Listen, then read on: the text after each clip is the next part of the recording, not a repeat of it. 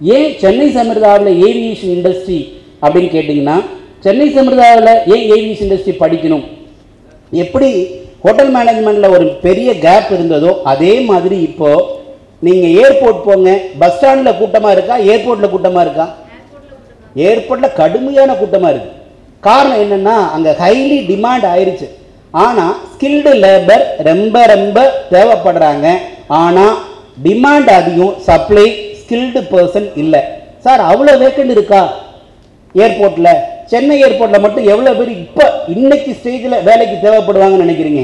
ஏர்போர்ட்டில், சென்னை ஏர்போர்ட்டில் எவ்வளோ பேர் ஆட்கள் தேவைப்படுவாங்கன்னு நினைக்கிறீங்க? 3000 பேர் தேவைப்படுறாங்க.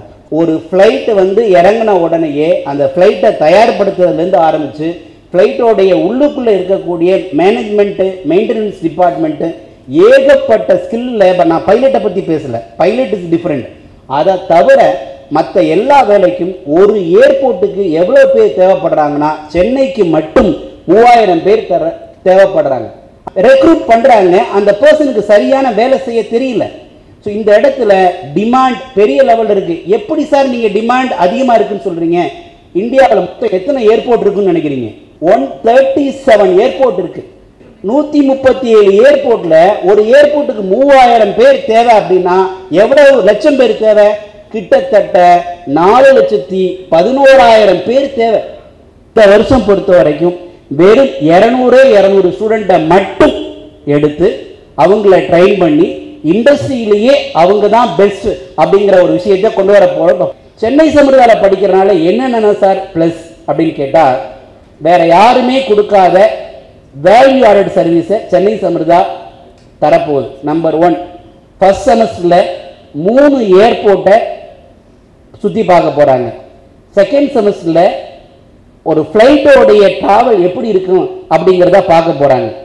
அடுத்து என்னன்னாக்க, வேற யாருமே இந்த இண்டஸ்ட்ரியில் பண்ணாத ஒரு புதுமை, சென்னை சமிர்தாவில் ஏவியேஷன் படிக்கிற ஸ்டூடெண்ட்டுக்கு கிட்டத்தட்ட 2 மாதம் ஃபாரினில் போய் தங்கி ஃபாரினுடைய என்விரான்மெண்ட் எப்படி இருக்குது, இப்போ லேட்டஸ்ட் டெக்னாலஜி என்ன, எந்த மாதிரி நம்மளை டெவலப் பண்ணலாம் அப்படிங்கிறத அந்த ஏவியேஷனில் எது பெஸ்ட் இன்ஸ்டிடியூஷனோ அங்கே தங்கி படிக்க போகிறாங்க. ஏவியேஷனுக்கான யூனிவர்சிட்டி அப்படின்னா மலேசியாவில் இருக்கக்கூடிய யூனிவர்சிட்டி ஆஃப் ஏவியேஷன். ஸோ அதில் 2 மாதம் தங்கி லேட்டஸ்ட் டெக்னாலஜியை நம்ம ஸ்டூடெண்ட் கற்றுக்க போகிறாங்க.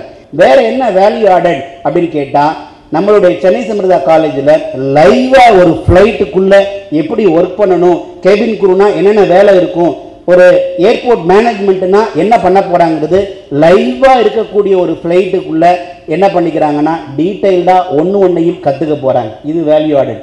அடுத்து அயாட்டா.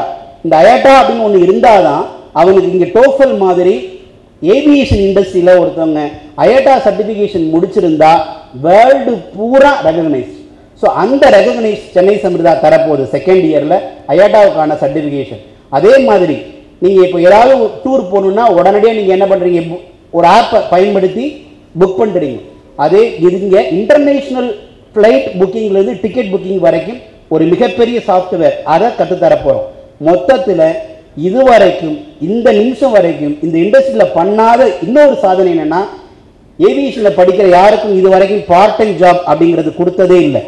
சென்னை அமிர்தானாவே ஜாப், சென்னை அமிர்தாவே நாவே ஏன் ஒயில் லேர்ன் டூரிங் த படிக்கும் போதே ஏன் பண்ணணும். ஸோ ஏவியேஷன் ஸ்டூடெண்ட்டுக்கும் இந்த 200 ஸ்டூடெண்ட்டுக்குமே ஒரு வாய்ப்பு கிடைக்க போகுது. என்னென்னா, அவங்க படிக்கும் போதே ஏர்போர்ட்டில் போய் ஒர்க் பண்ணக்கூடிய ஒரு ஒண்டர்ஃபுல்லான ஒரு ஆப்பர்ச்சுனிட்டியை சென்னை சமிர்தா கொடுக்குது. ஒரு கோர்ஸ் முடிக்கிறதுக்கு 6 மாதத்துக்கு முன்னாடியே எந்த டிபார்ட்மெண்ட்டில் போய் வேலைக்கு போக போகிறாங்களோ, கேபின் குரூவா, அது ஏர்போர்ட் மேனேஜ்மெண்ட்டா, செக்இன் கவுண்டரா, வேரியஸ் டிபார்ட்மெண்ட் இருக்குது, அதுக்கான 6 மந்த்ஸ் ட்ரைனிங் இன்டெப்த்தாக கொடுக்க போகிறோம். அதே மாதிரி ஆரம்பத்தில் இருந்தே அவங்களுக்கு பர்சனாலிட்டி டெவலப்மெண்ட், ஒரு இன்டர்வியூ எப்படி அட்டன் பண்ணுங்கிறது, கம்யூனிகேஷன் ஸ்கில், அதே மாதிரி மல்டி லாங்குவேஜ், ஸ்போக்கன் இங்கிலீஷ்லேருந்து ஆரம்பித்து ஃப்ரெஞ்சு வரைக்கும், ஹிந்தி வரைக்கும் ப்ராக்டிக்கலாகவே கற்றுத்தரப்போகிறோம்.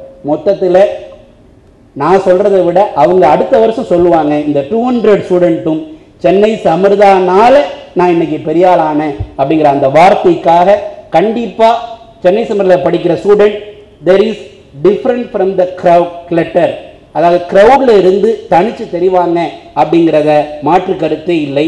சென்னை சம்பிரதாயில் ஈஸியாக படிக்கலாம், வேர்ல்டு பூரா பறக்கும்.